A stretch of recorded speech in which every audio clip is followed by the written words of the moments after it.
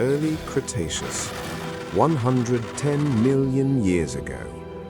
What is now northeastern Brazil was a land of extremes, not a lush rainforest and not a barren desert. It was a place shaped by water and drought, by seasons that transformed the land again and again. Lagoons appeared where dry ground once stood. Rivers slowed, spread, and vanished, and survival depended on adaptation. In this unstable world lived a predator unlike most others, the Irritator.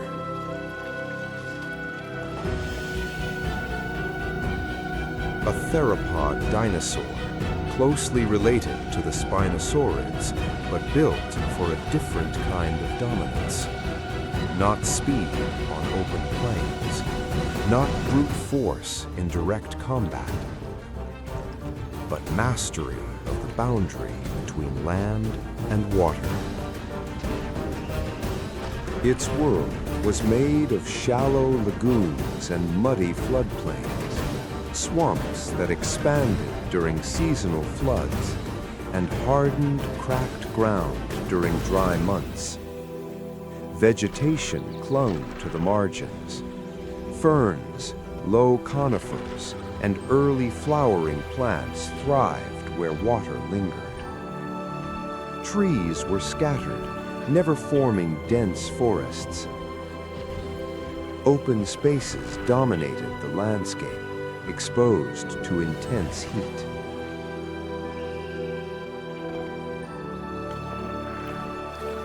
Here, water was everything.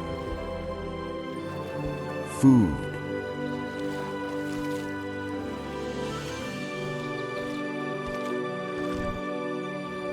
shelter, territory. The Irritator was not a social animal. Adults lived mostly alone, each claiming its own stretch of water. A lagoon, a channel, a quiet bend where fish gathered. Other individuals were tolerated only at a distance.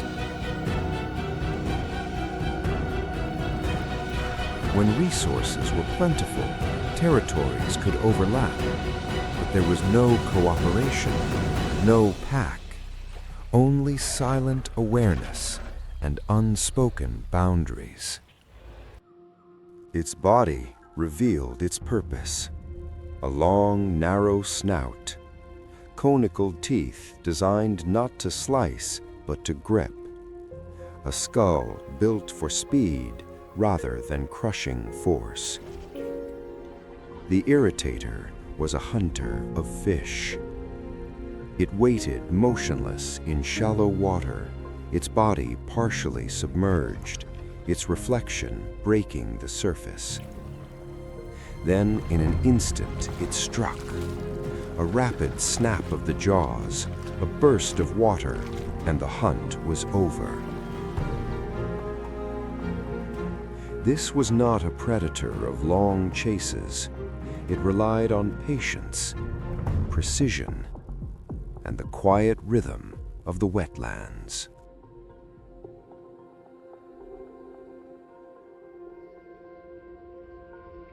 During the breeding season, the Irritator moved slightly away from the water's edge. Nests were built on higher ground, just safe enough to avoid flooding, yet close enough to remain within reach of food. Shallow depressions were dug into the soil. Eggs were laid and partially buried in earth and vegetation. Heat from the sun and the warm ground incubated them. Once the eggs hatched, the story became far more uncertain. There was little evidence of prolonged parental care. The young were small, vulnerable, and alone. Many would not survive.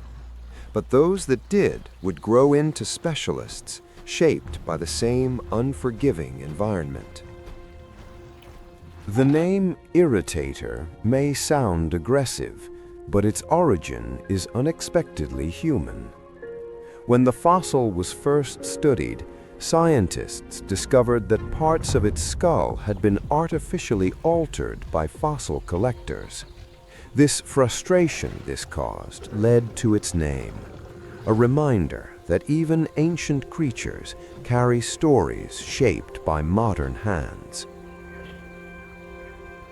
In the end, the Irritator was not the largest predator of its time, nor the most powerful, but it was one of the most specialized, a creature perfectly adapted to a world that refused to stay the same.